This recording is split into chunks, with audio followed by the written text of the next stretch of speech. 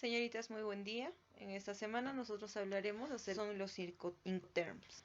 Los Incoterms, cuando hablamos de la historia de los Incoterms, debemos dar una referencia acerca de la palabra Incoterms, que es la abreviatura de International Commercial Terms, que quiere decir términos de comercio internacional. Su función principal es establecer los términos y condiciones de los contratos que afectan a cada una de las partes involucradas, o sea, el comprador y el vendedor, en lo que son las operaciones del comercio exterior. Cabe mencionar que esto afecta al comprador y al vendedor, pero también al de transporte, aduanas o cualquier otro actor implicado dentro del proceso. Se trata básicamente de un lenguaje internacional de uso común en cualquier. ¿Para qué sirve? Como habíamos mencionado, este establece las responsabilidades tanto del comprador como del vendedor, ¿no? Básicamente determina la responsabilidad de las partes. ¿En qué sentido? En las condiciones de entrega, asunción de riesgo de cada parte, reparto de los gastos, trámites aduaneros, transportes y seguro.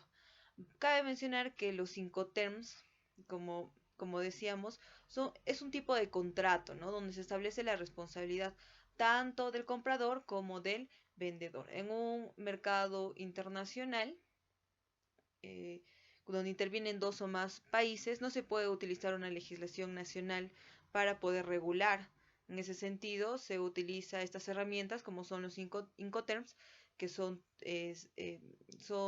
a nivel internacional, entonces que te permiten pues establecer responsabilidades tanto del comprador como del vendedor a nivel de comercio internacional, ¿no? Por eso es importante el tema de los Incoterms.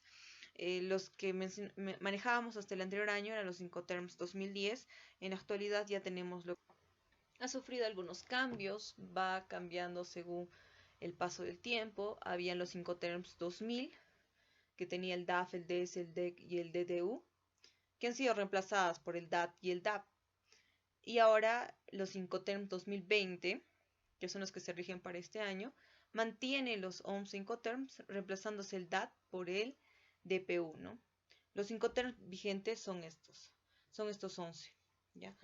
Acá cabe mencionar que cuando hablamos de Incoterms nos referimos a poder establecer la responsabilidad tanto del comprador como del vendedor, ¿no? Para que nosotros podamos hacer un proceso de exportación, tenemos aquí al vendedor y tenemos aquí al comprador. Entonces, debemos pasar por una serie de pasos, ¿no?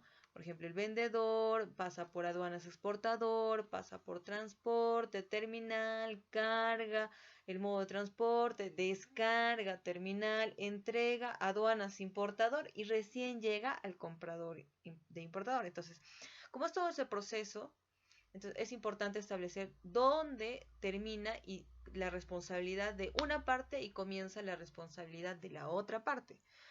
Cabe mencionar que esto nos ayuda para también variar el costo o el precio de transacción, puesto que no es lo mismo cuando yo hago un Incoterms XW, donde el vendedor tiene una responsabilidad limitada en su lugar, y todo lo demás cae a responsabilidad del comprador, a cuando yo hago un Incoterms de DDP, que el vendedor asume toda la responsabilidad hasta que llega a las manos del comprador. Obviamente que incluso en todo este proceso hay pues costos, ¿no? Costos de transporte, hay costos de seguro y demás, que dependiendo a quién se le atribuye la responsabilidad de acuerdo al Incoterms que ambas partes establezcan, se fija el precio, ¿no?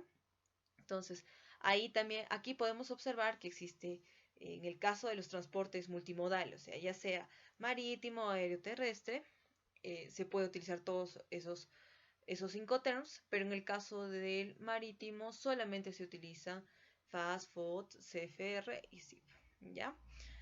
Un claro ejemplo donde se hace un tema de exportación o importación en vía marítima es el Puerto Callao, que es en el caso peruano, ¿no? Entonces ahí el tipo de tratos que realiza el comprador y el vendedor, si es que lo va a hacer mediante una embarcación marítima, sí o sí tiene que ser mediante estos Incoterms, ¿no?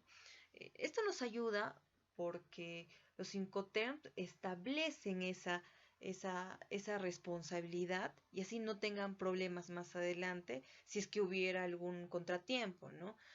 ¿Qué pasa si por A o B yo vendedor y yo comprador hago una operación de compra y venta, se está enviando la mercadería y por azares del destino el barco se hunde y se pierde toda la mercadería? Entonces, ¿responsabilidad de quién? ¿Del comprador o del vendedor? Entonces, aquí se deja claro de quién es la responsabilidad de acuerdo al Incoterms que ellos hayan establecido para poder llevar a cabo su relación comercial. Entonces, en ese sentido es importante los Incoterms. Los Incoterms que regían hasta el anterior año eran los del 2010, para este año están los del 2020, que tienen, como les había mencionado anteriormente, algunas modificaciones, pero que básicamente lo fundamental y necesario es de que estos nos permiten establecer exactamente dónde termina la responsabilidad de uno y dónde comienza la responsabilidad del otro. Es un contrato, ¿no? Pero es un contrato internacional, ¿ya? Nosotros vamos a ir profundizando en clases cada uno de los Incoterms y vamos a desarrollar, ¿no?, en qué consiste cada uno de ellos.